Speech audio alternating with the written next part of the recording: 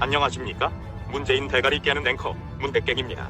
오늘은 울산시장의 선거 공작에 대한 윤석열 검찰의 공소장을 요약하여 보도합니다. 이 사건은 드루킹의 킹크랩 여론조작과 더불어 문재인 좌익 정부의 추악한 민낯이 드러났다는 점에서 사회적 파장이 클 뿐만 아니라 나아가 문재인 탄핵 또는 전격 체포로 이어질 수 있는 역사적으로 중대한 단초라고 할 수 있습니다.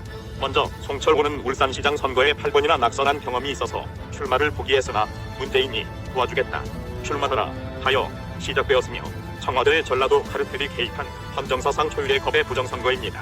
청와대는 먼저 송철호의 낮은 지지율을 만회하기 위한 전략으로 상대 후보였던 김기현을 낙선시키기 위해 모아두었던 첩보를 토대로 뒤를 캐는 수사계획을 모의합니다. 문재인의 항영으로 이미 오래전부터 울산시장과 측근을 뒤지던 황운하 측에서 만나자고 제의가 들어왔고, 만난 장소에서 첩보 내용에 대한 수사를 청탁하고, 황운하는 이를 승낙하여 정보경찰들에게 김기현의 주변을 다 털어오라고 압박하면서 별도 수사를 지시합니다. 송철호의 측근인 송병기는 신분이 있는 민정수석실 행정관에게 첩보 문서들을 넘깁니다. 담당 행정관은 김기현에게 불리하도록 첩보를 가공하여 백원우에게 보고합니다.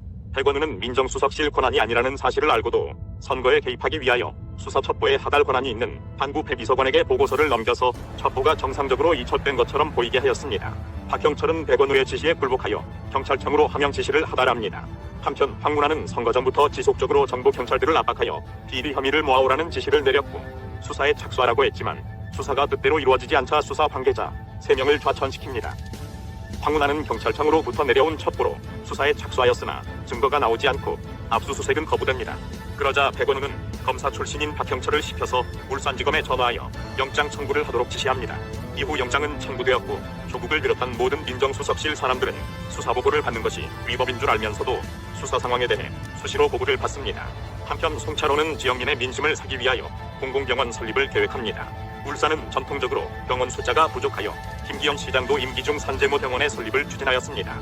송철호는 청와대로 가서 임종석을 만났고 자신의 병원 설립 공약을 설명하면서 김기현의 산재모 병원 예파 결과가 선거 전에 나오면 불리하니 발표 시기를 미루어 달라고 부탁합니다. 이에 따라 임종석과 한병도는 산재모 병원의 예타 결과가 2017년 11월에 끝났음에도 불구하고 발표를 연기시켰고, 5월 말 시장 선거를 열흘 정도 앞둔 시점에 예타가 실패했다고 발표합니다. 이에 따라 송철호는 김기현의 산재모 병원 선거 공약은 실패했다고 공격하면서 자신은 울산 공공병원의 설립을 공약합니다. 또한 송철호는 자신을 도운 정몽주를 3급 보좌관에 채용하기 위해서 미리 시험 문제를 알려주는 등의 채용 부정까지 저지릅니다.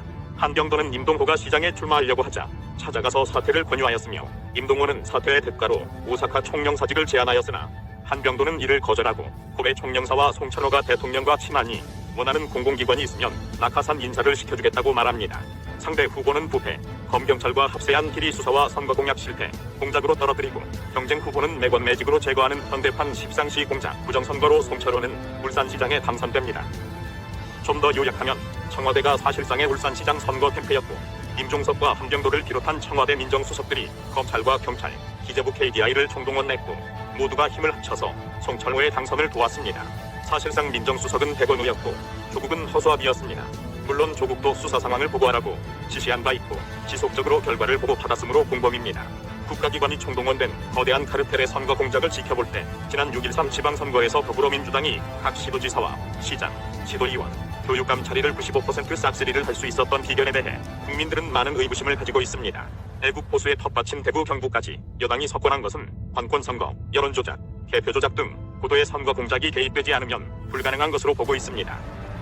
검찰은 이왕 칼을 빼든 김에 박원순 서울시장을 비롯하여 6.13 지방선거의 당선자들을 전수조사하여 문재인 정권의 총체적 부패와 여지를 더 추궁하여 밝혀내는 것이 마땅하다 할 것입니다.